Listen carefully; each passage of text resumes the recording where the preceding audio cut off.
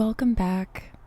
We are talking about having an NBE and what to do to ensure that that is your experience. So an NBE, if you didn't listen to the previous episodes, is a near birth experience described by me as going to the gates of life and picking up the soul of your child. It's similar to an NDE, but you're not dying. You're actually bringing life onto the planet.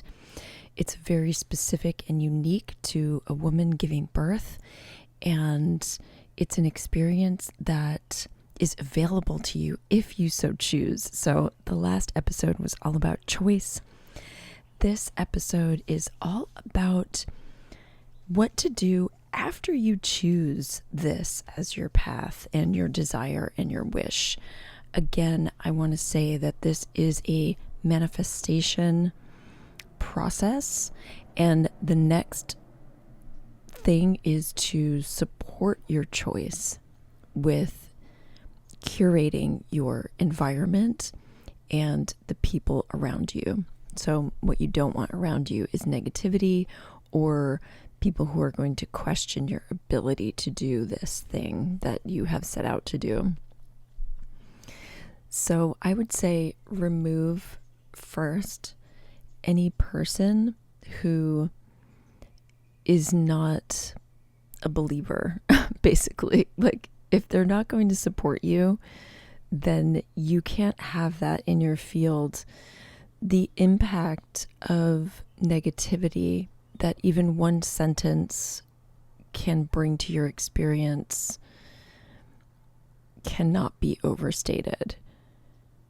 When you are in this manifestation process, your belief in your ability to do a thing is crucial. There's that word again. I use that word a lot because it is the way that it is. You can't leave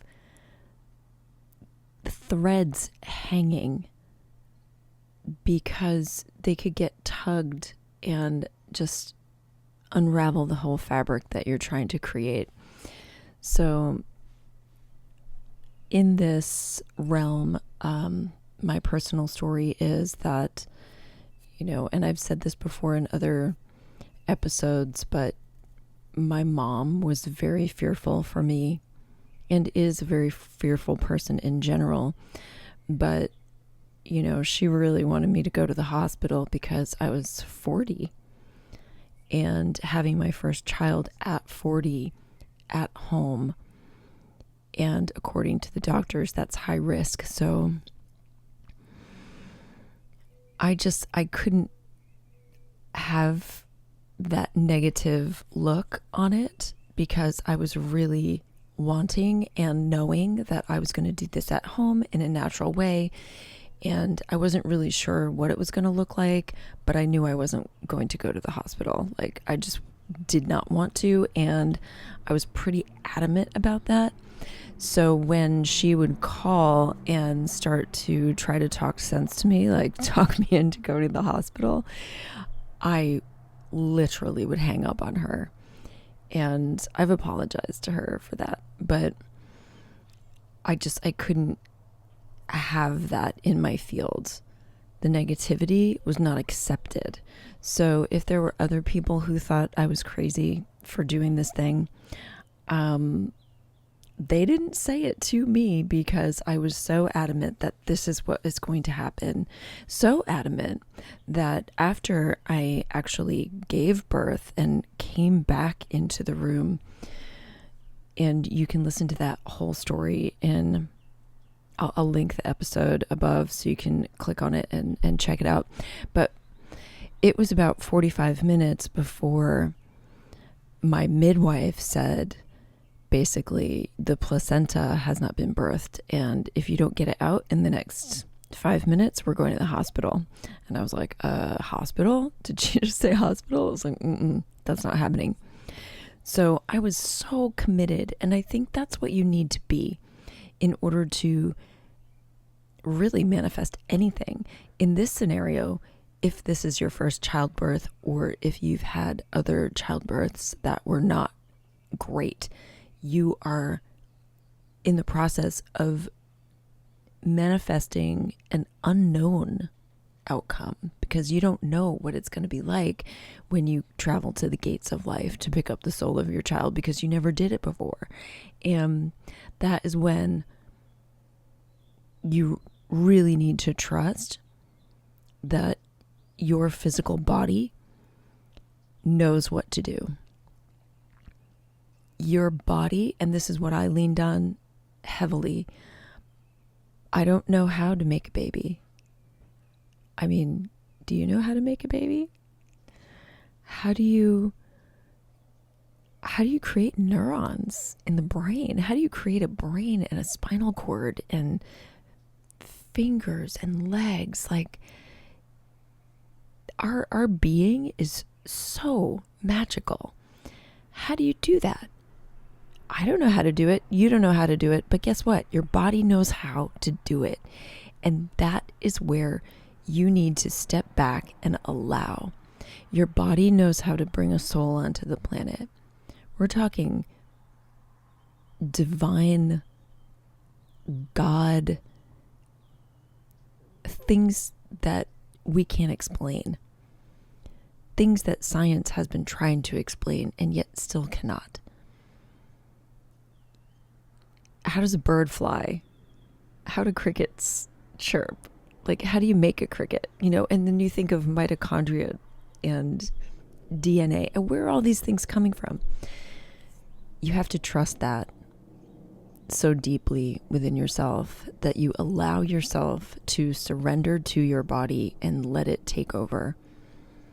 And you need to really trust that and create an environment around you. And this is what we're talking about, curating the people and the environment around you that will support that choice, so that you can have the full depth of the experience that is available to you in this process.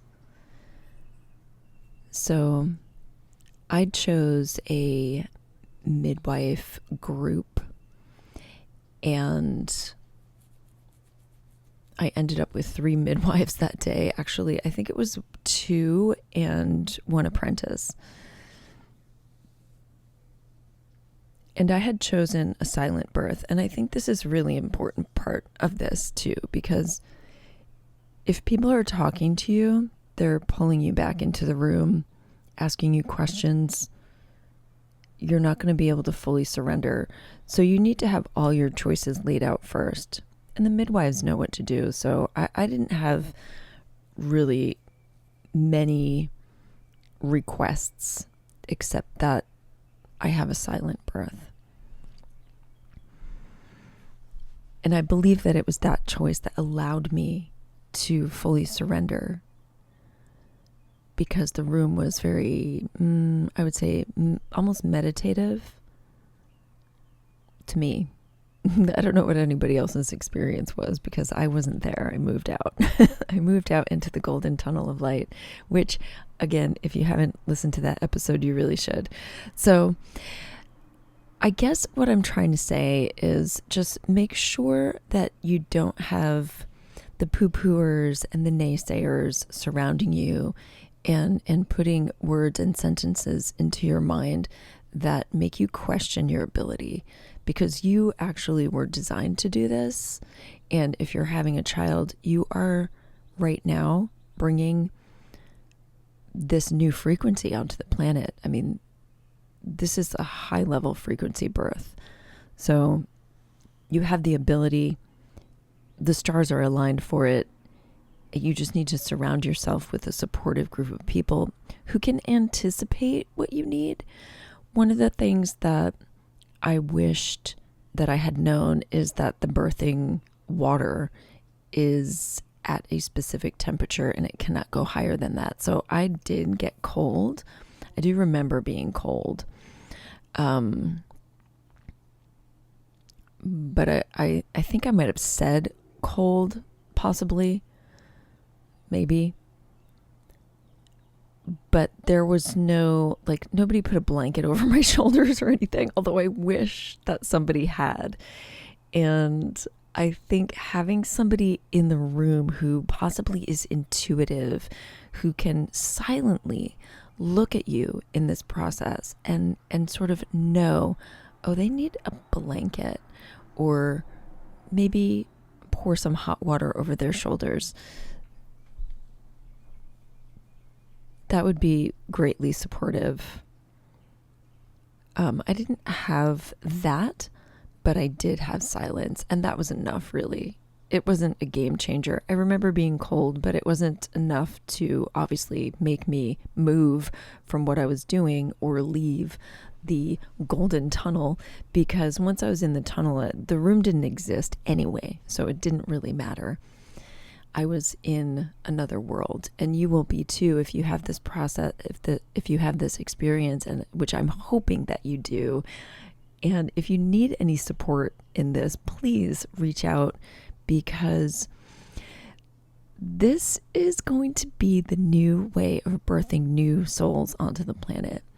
The birth trauma, we're removing birth trauma. And of course, as the earth is, the timelines are shifting and earth is shifting planes, and we have different realities popping up, right? We're going to have literally like Borgs, like cyborgs, people who are, injected with things, and they have implants of different sorts. And then you're going to have the pure human. And I do want to say this, because I don't really say this very often, because I'm so hoping and wishing that you have this. But whatever birth you end up having, that is what is right for you, as long as it has been a co-creation with you and your child. Maybe you have, a different soul coming on the planet that wants a different experience. So you have to remember that you are in the process of a co-creation. It isn't everything that you want, but the soul of your child coming onto the planet also has an agenda and a list of things that it is here to experience. And it's quite possible that, this isn't part of it. But like I said before in a previous episode, speaking to the soul of your child and really co-creating with them, convince them that this is what you want to experience. You want to experience this bliss with them. And that is a very powerful thing to do, when you start to look at your child as not a possession, like it's your child and it's your birth, but actually it's a co-creation with another being who is showing up on this planet, possibly one of your ancestors who has, maybe they were your brother, your mother, your cousin last time, or a friend, who knows? It's part of your soul family. And it is a co-creation. So I think a lot of what happens when women end up, in the hospital with interventions and ultimately C-sections that they didn't choose, the child isn't really considered at all. Like the soul of the child isn't considered at all. The wishes of the child are not really considered. So this is a very different process where you are considering that. You are considering the fact that your childbirth experience is a co-creation with another being who is coming onto this planet to experience life as a human. And their soul has many things that they're going to work out while they're here. And that part is not up to you. And I think even as a parent, I think that is a crucial thing to keep in mind. It's not all about what we want. Everything that we do is a co-creation. So anyway, that's just my 2 cents there. So curating your experience, curate your room. And here's another thing I want to say. Curating your room, right? Remove any negative, maybe artwork that you have on the wall or pieces of clothing that don't feel right. Like you look at it and, well, you kind of let somebody gave it to you and you didn't choose it. Like, just get rid of it. There's a process of updating your environment, which, is very Marie Kondo. If it doesn't spark joy, just get rid of it. And you're going to do that with everything. If it doesn't support and uplift and spark joy in you, get rid of it. Because if it's not bringing you up, ultimately it's bringing you down. So you need to remove those things because you don't have any room for negativity of any sort. Clothing for me was a very big thing. I actually was naked. So I went into the tub. I did not wear a bra. I didn't have on panties. I know I've seen a lot of birthing videos where, women are still wearing a bra, and I'm just like, what? No way. I don't know how they do it, because I didn't want anything on my body constricting any of my movements. That was my personal choice, but obviously you do you.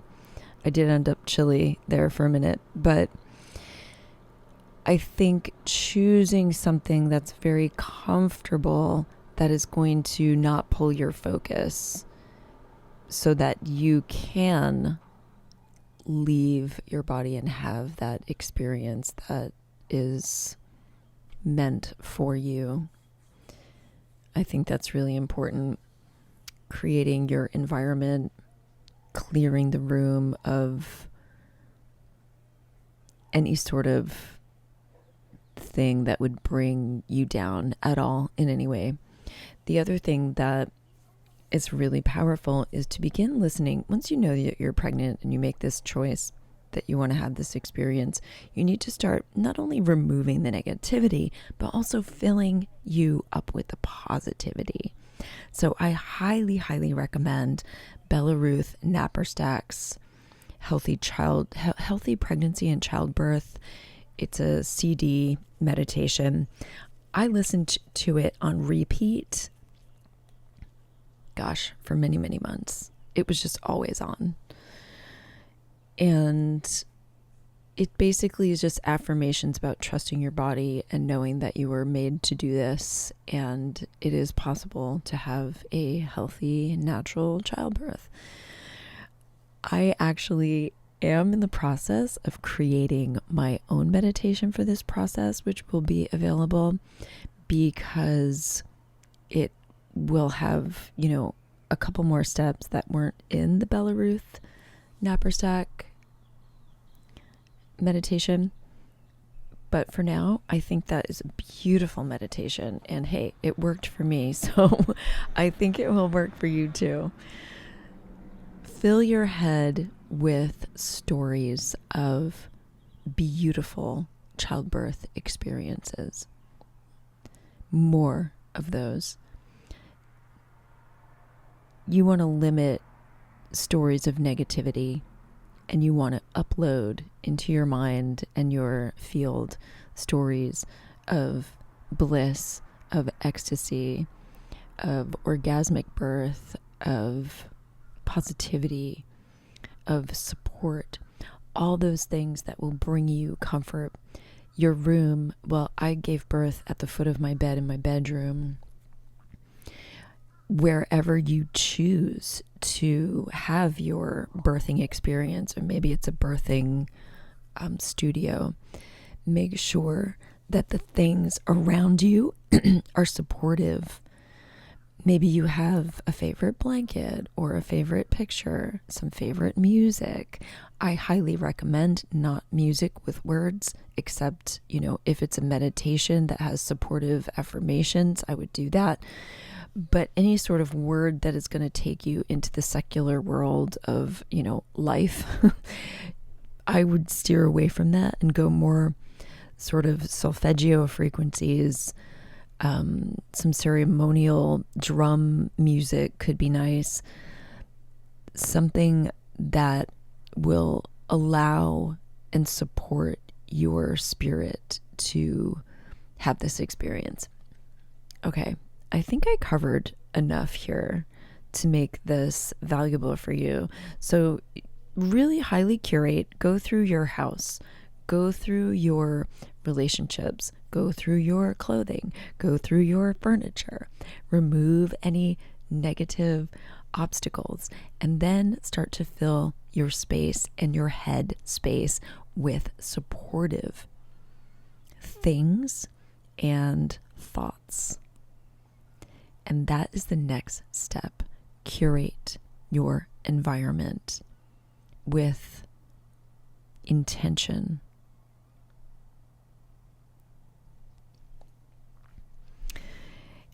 That is it for this episode. I will see you guys next week. Well, I won't see you. Maybe I'll see you.